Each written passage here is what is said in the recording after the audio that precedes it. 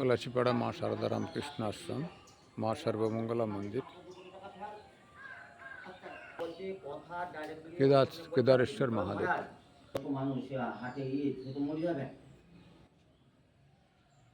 মা সর্বমঙ্গলা শ্রী রামকৃষ্ণদেব, মা শারদা দেবী, স্বামী বিবেকানন্দ। তব কথামৃতম তপ্ত জীবনম কবিভির্ডিতম কলমশাপহম শ্রবণমঙ্গলম শ্রীমদাততম ভুবি গৃণন্তি যে ভুরিদা জনাঃ। আপনাদের সকলকে প্রীতি শুভেচ্ছা। আজকে আমরা একটু কথামৃত পাঠ করব। কথামৃত ৭৩ পর্ব হয়েছিল, আজকে ৭৪ পর্ব হবে। আজকে ওই দ্বিতীয় খণ্ডই হচ্ছে। দ্বিতীয় খণ্ড এখন সমাপ্ত হয়নি। দ্বিতীয় খণ্ডের ত্রয়োদশ পরিচ্ছেদ, ঈশ্বর লাভের অনন্ত পথ। আজকে হেডিং ভক্তিযোগী যুগধর্ম। শ্রীরামকৃষ্ণদেব বলছেন, দেখো অমৃত সাগরে যাবার অনন্ত পথ। যে কোনো প্রকারে এ সাগরে পড়তে পারলেই হলো। মনে করো অমৃতের একটি কুণ্ড আছে। কোনো রকমে এই অমৃত একটু মুখে পড়লেই অমর হবে। তা তুমি নিজে ঝাঁপ দিয়েই পড়ো, বা সিঁড়িতে আস্তে আস্তে নেবে একটু খাও, বা কেউ তোমাকে ধাক্কা মেরে ফেলেই দিক, একই ফল। একটু অমৃত আস্বাদন করলেই অমর হয়ে যাবে। অনন্ত পথ, তার মধ্যে জ্ঞান, কর্ম, ভক্তি, যে পথ দিয়ে যাও আন্তরিক হলে ঈশ্বরকে পাবে। মোটামুটি যোগ ৩ প্রকার: জ্ঞানযোগ, কর্মযোগ আর ভক্তিযোগ। জ্ঞানযোগ কিরকম? শ্রীরামকৃষ্ণদেব বলে যাচ্ছেন এগুলো সব। জ্ঞানী ব্রহ্মকে জানতে চায়, নেতি নেতি বিচার করে, ব্রহ্মই সত্য, জগৎ মিথ্যা, এই বিচার করে।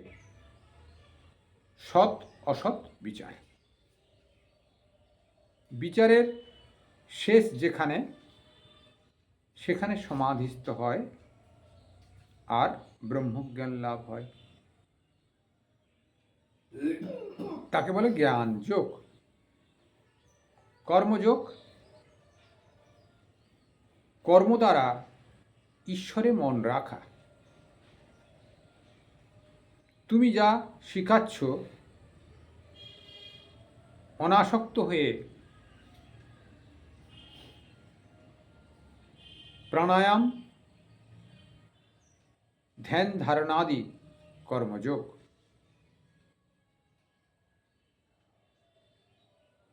সংসারী লোকেরা যদি অনাসক্ত হয়ে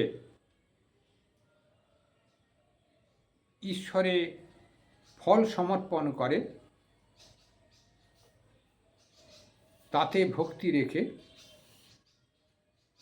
সংসারের কর্ম করে, সেও কর্মযোগ। ঈশ্বরে ফল সমর্পণ করে পূজা জপাদি কর্ম করবার নামও কর্মযোগ। ঈশ্বর লাভই কর্মযোগের উদ্দেশ্য। ভক্তিযোগ কি? ঈশ্বরের নাম গুণকীর্তন, এইসব করে তাতে মন রাখা। কলিযুগের পক্ষে ভক্তিযোগ সহজ পথ। ভক্তিযোগই সেই জন্য যুগধর্ম হতে পারে। কর্মযোগ বড় কঠিন। প্রথমত আগেই বলেছি, সময় কই। শাস্ত্রে যেসব কর্ম করতে বলেছে তার সময় কই। কলিতে আয়ু কম, তারপর অনাসক্ত হয়ে ফলকামনা না করে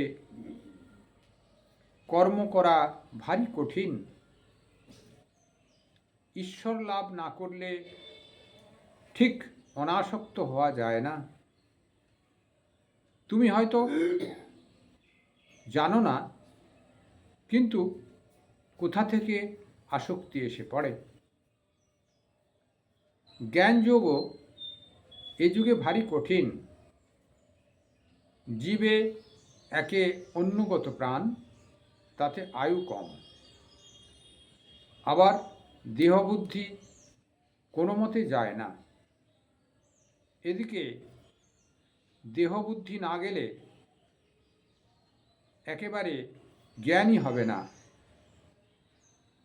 জ্ঞানী বলে, আমি সেই ব্রহ্ম, আমি শরীর নই। আমি ক্ষুধা, তৃষ্ণা, রোগ, শোক, জন্ম মৃত্যু, সুখ দুঃখ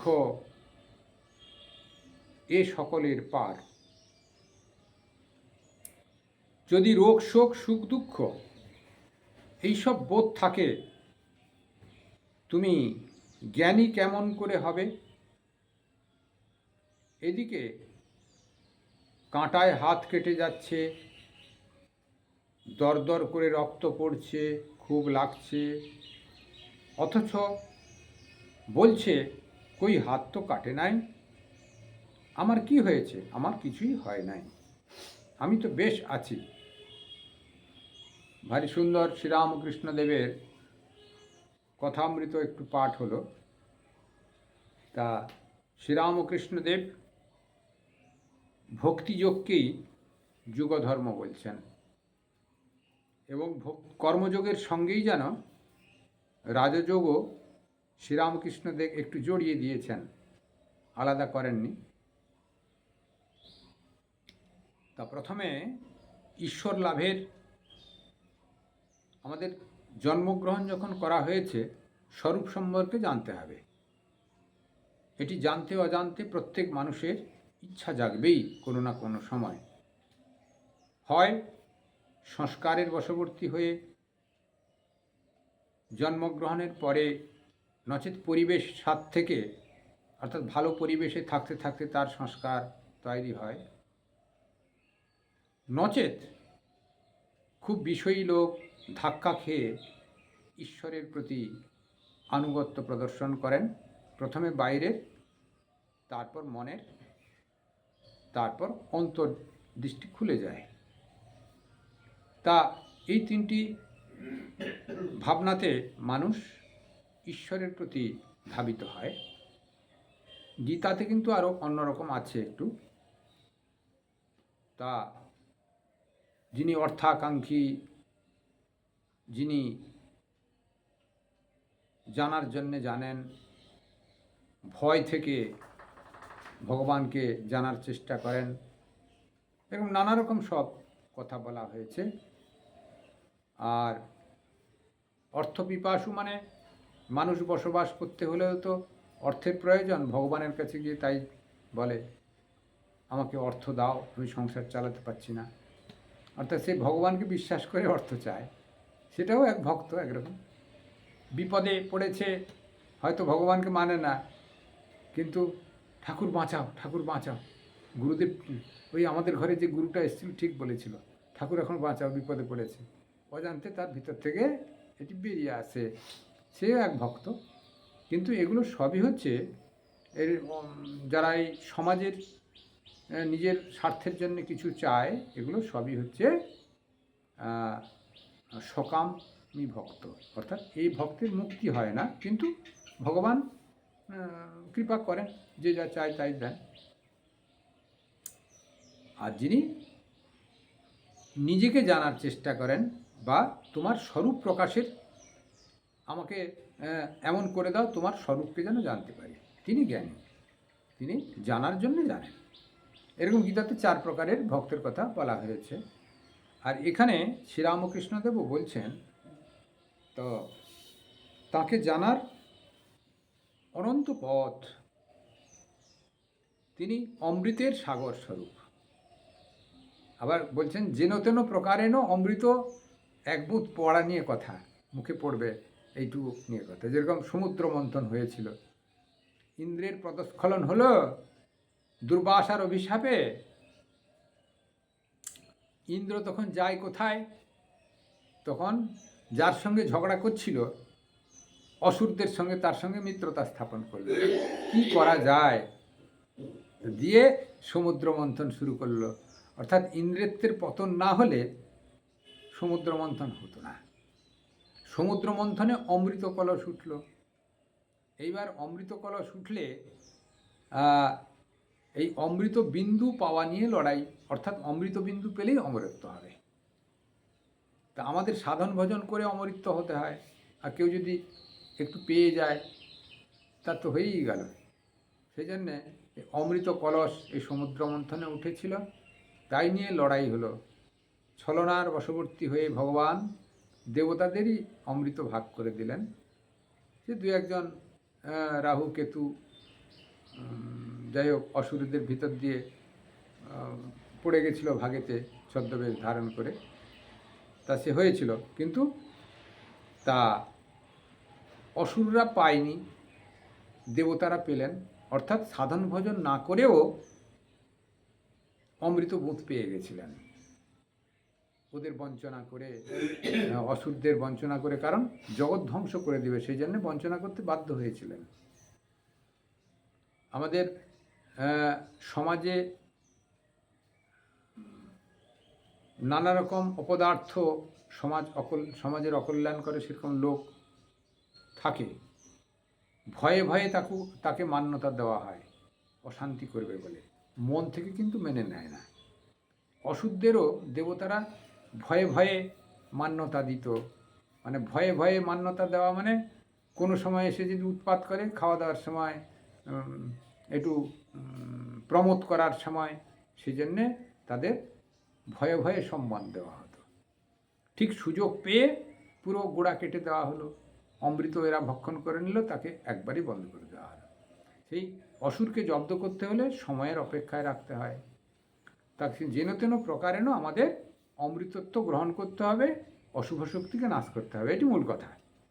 সেই জন্য ঠাকুর বলছেন অমৃত রস আছে, যেন তেন প্রকারেণ একটু অমৃত রস পান করতে হবে আমাদের। তা সে ঝাঁপ দিয়ে হোক, কেউ ঠেলে দিল তা তার ভিতরে পড়ে গিয়ে হোক, বা বাইরে বসেও যদি একটু খেতে পারো, তা যেন তেন প্রকারে অমৃত রস পান করতে হবে। অর্থাৎ ভগবানে আত্মসমর্পণ করতে হবে, ভগবানের নাম একটু করতে হবে। এই অমৃত রস পান মানে ভগবানের নাম করতে হবে, এটি কথা। তারপর বলছেন তার অনন্ত পথ। অনন্ত পথ আমাদের শাস্ত্রেতে আছে আগের থেকেই, বেদ শাস্ত্রেতে আছে কর্ম এবং জ্ঞানের কথা বলা হয়েছে। ভক্তি এবং রাজযোগ যেন পরে এসছে, পতঞ্জল ঋষি রাজযোগ করেছেন, আর ভক্তিটা আরও পরে এসেছে। কলিযুগে ভক্তিযোগের প্রাধান্য বেশি, এই হরিনাম থেকে আরম্ভ করে শ্রদ্ধা ভক্তি নানা রকম। আগে এই কর্ম আর জ্ঞান এই দুটি মেন ছিল। কর্মযোগেতে ওই কামনা বাসনাযুক্ত যেসব কর্ম, হোম যজ্ঞ, প্রতিষ্ঠি যজ্ঞ, কোথায় রাজসূয় যজ্ঞ, এটা ওটা বড় বড় যজ্ঞ হতো, তাতে ফল প্রাপ্তি হতো। যজ্ঞের মাধ্যম দিয়ে দেবতারা সেখানে উপস্থিত হতেন, তার ফল বন্টন করতেন, দিতেন। তা আর জ্ঞান মার্গীরা কী করতেন? তারা সমস্ত কিছু সংসার ত্যাগ করে দিয়ে ঈশ্বরের উপাসনায় নিযুক্ত হয়ে যেতেন। তার কামনা বাসনা কিছু ছিল না, এই দুটো পথই খোলা ছিল সে সময়। শঙ্করাচার্য এসে মন্ডন মিশ্রকে পরাস্ত করে, কর্মকাণ্ডকে পরাস্ত করে জ্ঞানকাণ্ডের প্রচার করেছিলেন। জ্ঞানই একমাত্র পথ, আর কিছু পথ নাই। যার পরম্পরা রামকৃষ্ণ মিশন, রামকৃষ্ণ পুরী, তুতাপুরীর কাছ থেকে রামকৃষ্ণ পুরী, সেই 10 নামী সম্প্রদায়ের। সেই জন্য শারদামাও বললেন, অমৃত এই আমাদের অদ্বৈত জ্ঞান আঁচলে বেঁধে যথা ইচ্ছা তথা যাও, তার সন্তানকে বলেছিলেন। অর্থাৎ এই জ্ঞান মার্গের পথ, অদ্বৈত জ্ঞান। একমেবা অদ্বিতীয়ম নেহ নানাস্তি কিঞ্চন, একমাত্র ঈশ্বরী বস্তু আছেন, আর কিছুই নাই জগতে। আর একমেবা অদ্বিতীয়ম, একমাত্র বস্তু আছে, দ্বিতীয় কোনো নাই। সেই জন্যে নির্দেশ করে দিচ্ছেন একমেবা অদ্বিতীয়ম, অদ্বিতীয়, দ্বিতীয় কোনো বস্তু নাই, এক বস্তু, সেই ঈশ্বরই এক আছেন। সেটি তা শাস্ত্র নির্দেশ করে গেছেন, সেটি জ্ঞান মার্গের পথ। তা এখন শ্রীরামকৃষ্ণদেব বলছেন যে অনেকগুলি পদ আছে, তা মোটামুটি জ্ঞান, কর্ম, ভক্তি, জ্ঞানের বর্ণনা করেছেন। এর আগেও আমরা আলোচনা করেছি। শ্রীরামকৃষ্ণদেবও সরলভাবে তাই বললেন, শাস্ত্রের মূল জিসটাকে, যে নেতি নেতি করে বিচার করে এই শরীরটা আমি নয়, এই পঞ্চতত্ত্ব আমি নয়, এই জগৎ আমি নয়, এই করতে করতে বিচার করতে করতে এগুলো সব পরিবর্তনশীল, ধ্বংস হয়ে যাচ্ছে। তা যেটি থাকবে সেটি ঈশ্বর। তা নাহলে ইতি ইতি করে সবটাতের ভিতরেই ভগবানের সত্তা লুকিয়ে আছে। তাই তিনি চলছেন, ফিরছেন, বড় হচ্ছেন, যাতে বর্ধতে মৃত্যবে, মৃত্যু হয়ে গেলে শরীরটার মৃত্যু হচ্ছে, তিনি কিন্তু সাক্ষী স্বরূপ থেকে যাচ্ছেন। এইসব নানা রকম আলোচনা হয়েছে। অর্থাৎ ইতি ইতি করেও তাকে পাওয়া যাবে। যেটি থাকবে সেটি জ্ঞান মার্গেতে, সেটি সদসৎ বিচার করতে করতে তিনি সমাধিস্থ হয়ে যাবেন, সৎকে অবলম্বন করবেন, ব্রহ্মপ্রাপ্ত হবেন, ব্রহ্মসত্তা প্রাপ্ত হবেন, সেটা জ্ঞানযোগ। কর্মযোগ কি বললেন শ্রীরামকৃষ্ণদেব? কর্মের দ্বারা ঈশ্বরে মন রাখা যায়। কর্মটা কিন্তু মাধ্যম। আমাদের এইটুকু জানতে হবে, মূল কথা যেগুলো, ধর্মটা হচ্ছে মাধ্যম। আমি ধর্ম করলাম মানে আমার মোক্ষ হয়ে যাচ্ছে তা নয়, ধর্ম করলাম মানে আমার সব হয়ে গেল তা নয়। ধর্মটা মাধ্যম। সেই ধর্মের ভিতরে এইসব পদগুলো হচ্ছে মাধ্যম তাকে পাওয়ার। সেই জন্যে তাকে পেয়ে গেলেই ধর্মটার আর কোনো দরকার নাই।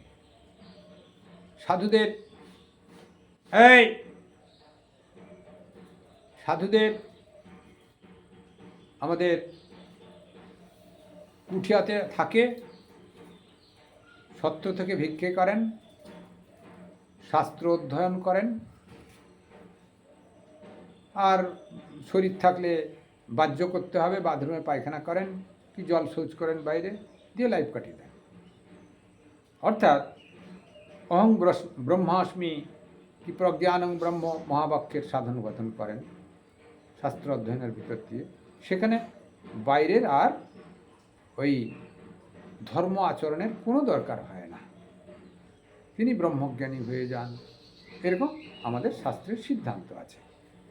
কে হচ্ছে না হচ্ছে পরের কথা, তাই পদ্ধতি এরকম। অর্থাৎ এগুলো সব ওয়ে মাত্র, এটা সিদ্ধান্ত নয়। এটা আমাদের ভালো করে জানতে হবে। আমি হরিনাম করে দিলাম আমার সব হয়ে গেল তা নয়, এটি ওয়ে মাত্র। আমি জপ ধ্যান করে দিলাম আমার সব হয়ে গেল তা নয়, এটা ওয়ে মাত্র। আমি মূর্তি আছে, সাকার মূর্তিকে একটু ফুল দিয়ে দিচ্ছি, বিরাট কিছু হয়ে গেলাম, তাহলে তার গোল্লায় জিরো, বিগ জিরো হয়ে যাবে। এটা ওয়ে মাত্র। এইটার ভিতর দিয়ে তার মাইন্ড কনসেন্ট্রেশন হয়েছে কিনা বুঝতে হবে, তার ভিতরে উদারতা বেড়েছে কিনা বুঝতে হবে, প্রত্যেক জীবের ভিতরে ঈশ্বর অবস্থান করছে কিনা, সেই ভাব তার ভিতরে গজিয়েছে কিনা, তার উদারতা বহিঃপ্রকাশ হয়েছে কিনা সব বুঝতে হবে, তার ভিতর থেকে ওই কামনা বাসনা দূরীকরণ হয়েছে কিনা বুঝতে হবে।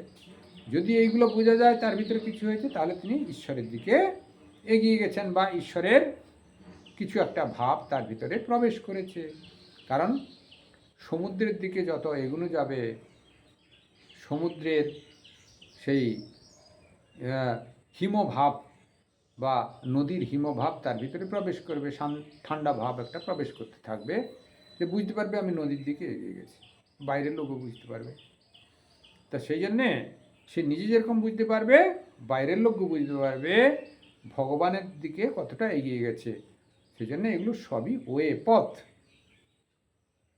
পথগুলো ঠিকভাবে আমাদের আচরণ করতে হবে। এবার কর্মপথটা সেইভাবে কি বলছেন, কেমন আচরণ করতে হবে? কর্ম দ্বারা ঈশ্বরে মন রাখা। তুমি যা শিখাচ্ছ অনাসক্ত হয়ে, এইখানে কর্ম আর যোগের ভিতরে ঠাকুর একটু যেন মিল করে দিয়েছেন, বা ভুলে বলেছেন তো বলবো না, তিনি মিল করে দিয়েছেন বলতে পারি। কেন, তিনি তো অবতার পুরুষ। কি বলেছেন, কি লেখা হয়েছে, যিনি লিখেছেন তিনি জানেন। এখানে শাস্ত্রের বিশ্লেষণের দিক দিয়ে মনে হচ্ছে যেন ওই প্রাণায়ামাদি বা ধ্যান ধারণা প্রাণায়াম এগুলো যোগের কর্ম, রাজযোগের কর্ম। তা কর্মযোগের ভিতরে যেন এক হয়ে গেছে, সেই জন্যে সংখ্যাতে একটা যোগ কমে গেছে। কর্ম জ্ঞান আর ভক্তি হয়ে গেছে, রাজযোগটা উড়ে গেছে, রাজযোগটা কর্মযোগের ভিতরে চলে এসছে।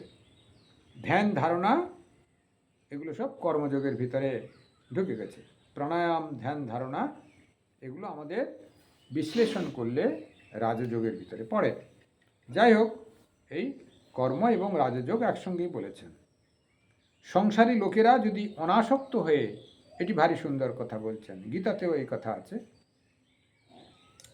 সংসারী লোকেরা যদি অনাসক্ত হয়ে ঈশ্বরে ফল সমর্পণ করে, তাতে ভক্তি রেখে সংসারের কর্ম করে, সেও কর্মযোগ।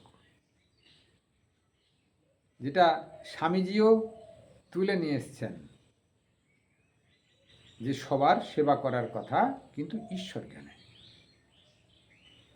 আমাদের কিছু রাজনৈতিক দল সেই সময় উঠেছিল, সবার সেবা করো কিন্তু ঈশ্বর থাকবেন না। তো স্বামীজি সেটি ঠিক বলছেন, মানে সেই কথাই, কিন্তু আত্মিক দিক দিয়ে বলছেন ঈশ্বর জ্ঞানে করো। এক ঈশ্বর তো আছেন, আর তো কিছু নাই। অতএব যার সেবা করছো, তুই ঈশ্বরেরই আমি সেবা করছি। ঈশ্বর রূপে তিনি সেবা নিতে এসেছেন, ঈশ্বরের একটা রূপ তিনি। আমি যা কিছু করছি, একটা কুকুরের খাবার দিচ্ছি, সেটাও ঈশ্বরের প্রতীক। একটা অতিথি সেবা দিচ্ছি, সেটাও ঈশ্বরের প্রতীক। কোথাও গিয়ে একটু প্রবচন করছি, সেটাও যারা শ্রবণ করছে ঈশ্বরের প্রতীক। কি কোথাও একটু একটা খিচুড়ি ডিস্ট্রিবিউশন করতে গেছে বাইরে, ধরো অনুষ্ঠানে, সেটাও যাদের বসিয়ে খাওয়ানো হচ্ছে নারায়ণ জ্ঞান করে। আগেকার দিনে খিচুড়ি প্রসাদ বিতরণ বলতে হতো, এখন সেটাকে বলা হয় নারায়ণ সেবা। পরিবর্তন হয়েছে, অর্থাৎ এরকম পরিবর্তন চাই। ভাবেরও পরিবর্তন হলে ধীরে ধীরে মানুষের ভিতরে সেটি গ্রো করে যাবে, যে আমরা নারায়ণের সেবা করছি। এটি মন্দিরে নারায়ণকে খাবার দিচ্ছি, আর সেই প্রসাদই যেন চলন্ত বিগ্রহ রূপে নারায়ণ আমার কাছে এসছেন, তাদের সেবা করছি। এই ভাব যদি হয়, তাহলে সেটা নিষ্কাম কর্ম হয়ে যাবে। আর গীতাতে আর এক রকম বলা হয়েছিল, যেটি এখানে ঠাকুর বলেছেন অন্যভাবে, ঈশ্বরের ফল সমর্পণ করা। এই এক কথায় বলে দিয়েছেন ঈশ্বরের ফল সমর্পণ করার কথা। গীতাতে এইভাবে বলেছেন ভগবান, সকাল থেকে সন্ধে এবং সন্ধে থেকে সকাল পর্যন্ত যা করবে সবটা ঈশ্বরে সমর্পণ করে দাও। তাহলে ঈশ্বরে যদি সমর্পণ করো, তা তোমার কর্মটা আর নিজের কর্ম বলে থাকলো না, ভগবানের কর্ম হয়ে গেল। হ্যাঁ, আন্তরিক হওয়া চাই, নিষ্ঠা থাকা চাই, আন্তরিক হওয়া চাই, তা নাহলে তো হবে না। মন মুখ এক হবে না, মন মুখ এক না হলে সেটি ভগবানের সমর্পণ হবে না। সেই জন্য মন মুখ এক করে তাকে সমর্পণ করে দিতে হবে। যা কিছু আমি করলাম, ভুল দোষ যা কিছু আছে সব সমর্পণ করে দাও। তা এইটা সমর্পণ করতে করতে দেখা যাবে ভুলটা তোমার কমে গেছে, ঠিকটাই বেড়ে যাচ্ছে। এবার ঠিকটাও সমর্পণ করো, তখন দেখা যাবে সবটাই ভগবানের কর্ম হয়ে গেছে। এইরকম কর্মযোগের একটা ভাব রাখতে হবে। তাহলে শ্রীরামকৃষ্ণদেব বলছেন এই সমর্পণের ভিতর দিয়েও, কর্মের ভিতর দিয়ে তাকে পাওয়া যাবে। কর্ম একটা পথ, কর্মকে উড়িয়ে দিলে কোনো লাভ নাই। যে কর্ম করছো সেটাতেও ভগবানকে পাওয়া যাবে ঈশ্বরে সমর্পণ করলে। আর ভক্তিযোগ হচ্ছে তার নাম গুণ কীর্তন।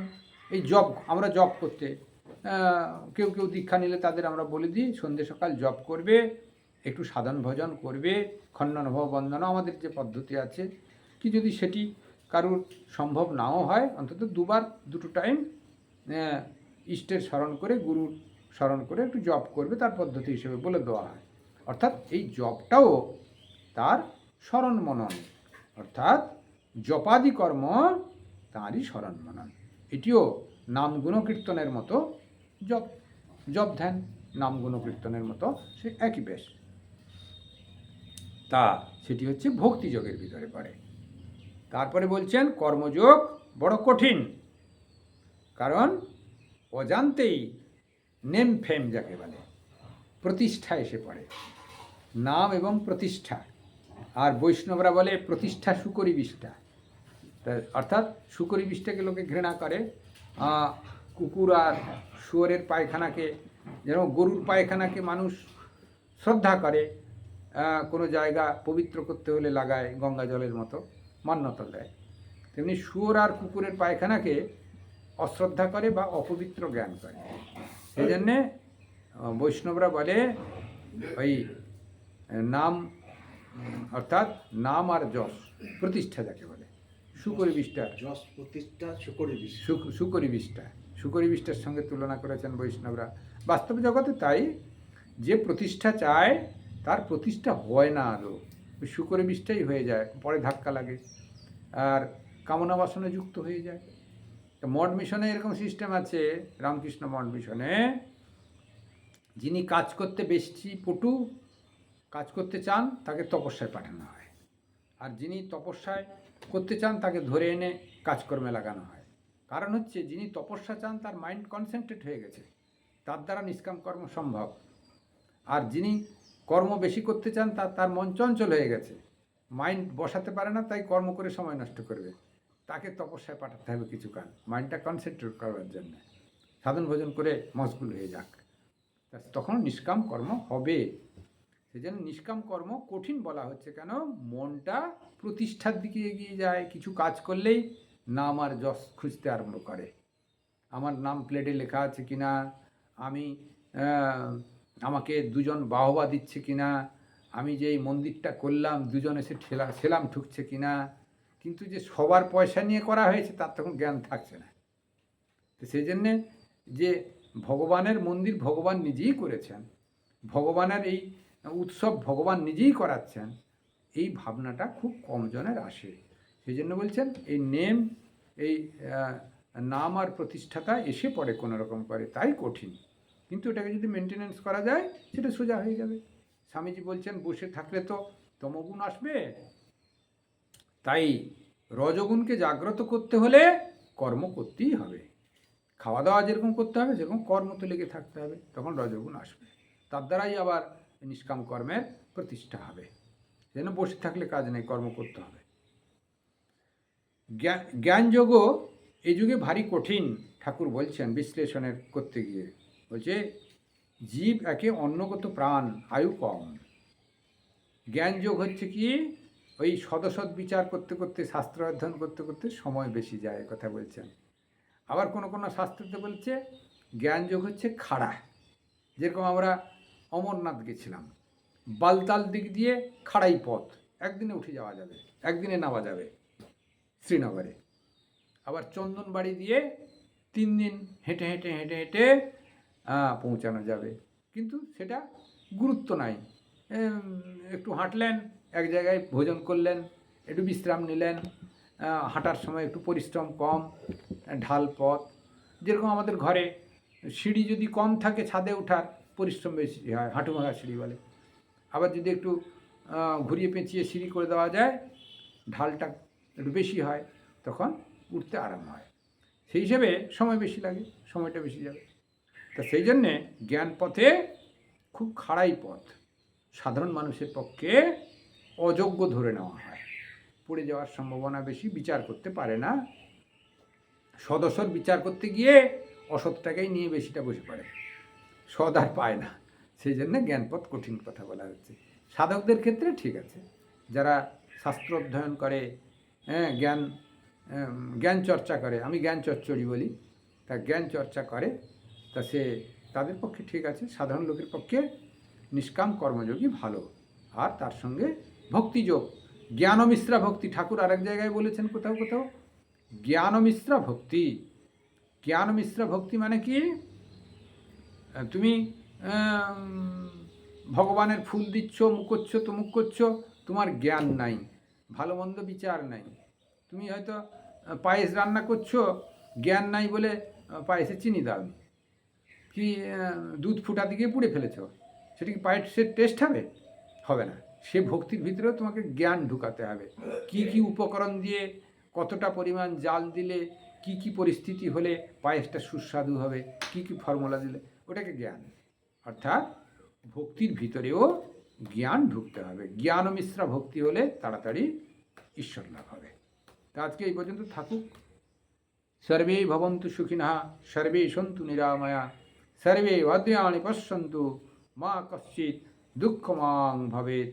ওম নিরঞ্জনম নিত্যমনন্তরূপম ভক্তানুকম্পাধিত বিগ্রহম বহি ঈশাবতারং পরমেশমিড্ডম তম রামকৃষ্ণম শিরসা নমামি।